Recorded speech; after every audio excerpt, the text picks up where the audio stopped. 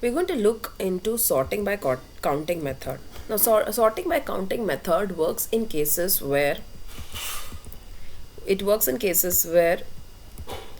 I have less range of elements which are getting repeated several times. Like let's say numbers from 0 to 9. I would want to store what is the occurrence of how many occurrences of dice have been there.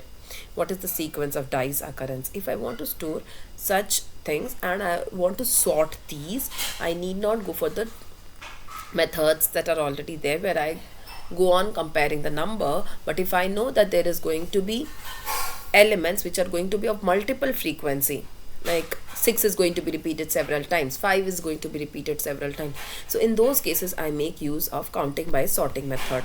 So for this particular method, first of all I will maintain a count array which is still the maximum count, and then I will run a loop. Let's say if these are the elements, 1 is occurring one time, 2 is appearing,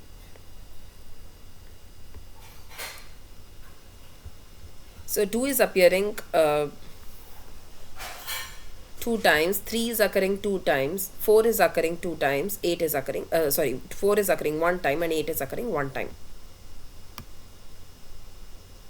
So first of all I will maintain a count array like this which is till the last element from 0 to 8. Then after that, here I'm going to run a loop for the array, and I will store what is the at number 1 how many occurrences, number 2 how many occurrences, number 3 has 2 occurrences, number 4 has 1 occurrence, number 8 has 1 occurrence, and this is the array that I get after running the loop once. Then here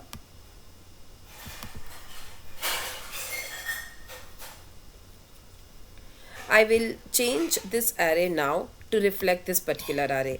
Wherever I will, whatever is the position, that position with those many elements. So here I make use of sorted array dot extend whatever is the ith position into count of I. Now count, what does this here this asterisk does is it will enumerate those many instances. So at position number 2 I have 2, so it will enumerate 2 elements.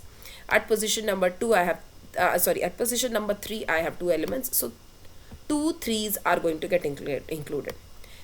Fourth position 1 element, so once the number 4 is going to get included. So it's going to translate this logic to this logic. So here as you can see I only need two traversals. This is going to be a linear sorting but not a quadratic sorting. Quadratic sorting will include square of the number, like 4 square will give me 16, but here this is like twice the movement, and so that is going to be just twice the movement, and so it is going to be 2n, which is going to be lesser than n square. This will be in the range of 2n.